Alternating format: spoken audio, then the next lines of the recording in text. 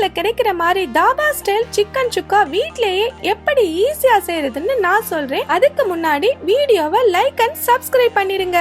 First ஒரு பேன்ல கொத்தமல்லி விதை 2 ஸ்பூன் சேர்த்து நல்லா கோல்டன் பிரவுனிஷா வறுத்துக்கோங்க. நெக்ஸ்ட் மிளகு ஜீரகம் 1 ஸ்பூன் சேர்த்து அதையும் நல்லா வறுத்துக்கோங்க. வறுக்கும் போது மீடியம் ஃப்ளேம்ல வச்சு வறுத்திடுங்க, சோ தட் கருகாது. பட்டை 2, கிராம்பு 5 சேர்த்து நல்லா வறுபட்ட உடனே 3 வரமிளகாய் சேர்த்து நல்லா ரோஸ்ட் ஆனதும் மிக்ஸி ஜார்ல பவுடரா அரைச்சு எடுத்துக்கோங்க. நெக்ஸ்ட் ஒரு பேன்ல நல்லெண்ணெய் 50 ml சேர்த்து எண்ணெய் காஞ்சதும் நறுக்கிய சின்ன வெங்காயத்தை சேர்த்து நல்லா வதக்கி விடுங்க. வெங்காயம் பொன்னிறம் கலர் வந்ததும் பெரிய வெங்காயம் 1 சேர்த்து அதையும் நல்லா வதக்கி விடுங்க. இந்த சிக்கன் பெப்பர் சுக்கா ரெசிபிக்கு சின்ன வெங்காயம் நிறைய சேர்த்து செஞ்சீங்கன்னா டேஸ்ட் அட்டகாசமா இருக்கும். நெக்ஸ்ட் நீல வாக்குல நறுக்கிய பூண்டை சேர்த்துக்கோங்க. இதோட கருவேப்பிலையை சேர்த்து நல்லா வதக்கி விடுங்க. வெங்காயம் பூண்டு வதங்கி வர்ற டைம்ல நாம கிளீன் பண்ணி வச்சிருக்க 1 kg சிக்கனை சேர்த்துக்கோங்க. நான் இது இல்லாம 2 லெக் பீஸை ஆட் பண்ணிருக்கேன். நாம ஆட் பண்ணிருக்க வெங்காயம் பூண்டு சிக்கனோட நல்லா மிக்ஸ் ஆற மாதிரி கலந்து விட்டு பேனை க்ளோஸ் பண்ணிருங்க. இப்ப பாருங்க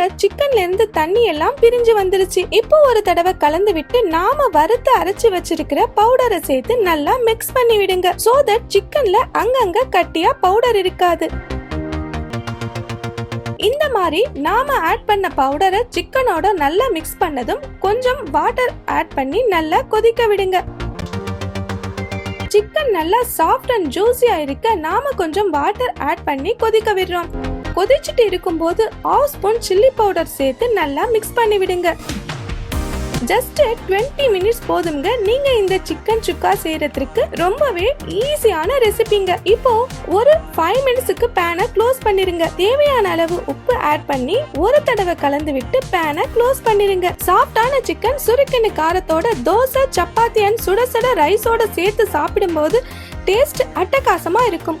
இந்த ரெசிபியை ட்ரை பண்ணி பார்த்துட்டு டேஸ்ட் எப்படி இருக்குன்னு கமெண்ட்ஸ்ல சொல்லுங்க. நான் கிரேவிக்காக 1 ஸ்பூன் மல்லித்தூள் ஆட் பண்ணிருக்கேங்க. மல்லித்தூளை நல்லா மிக்ஸ் பண்ணி பேனை க்ளோஸ் பண்ணிருங்க. இப்ப பாருங்க கிரேவி கொஞ்சம் திக்கா ஆயிடுச்சு. ஒரு தடவை கலந்து விட்டு பேனை க்ளோஸ் பண்ணிருங்க. அவ்வளவு தாங்க. எண்ணெய் பிரிஞ்சு மேலே வந்ததும் ஃபைனல் டச்சுக்கு கொத்தமல்லியை தூவி விடுங்க.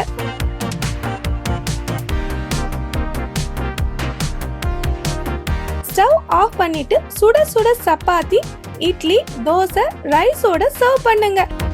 நம்ம சேனல்ல நிறைய பேர் இந்த தாபா ஸ்டைல் சிக்கன் பெப்பர் சுக்கா ரெசிபி கேட்டிருந்தீங்க. கலர் அண்ட் டேஸ்ட் வேற லெவல்ல இருக்குங்க. இந்த வீடியோ உங்களுக்கு பிடிச்சிருந்ததுன்னா லைக் பண்ணுங்க அண்ட் நம்ம சேனலை நீங்க புதுசா பாக்குறீங்கன்னா சப்ஸ்கிரைப் பண்ணுங்க. Bye friends.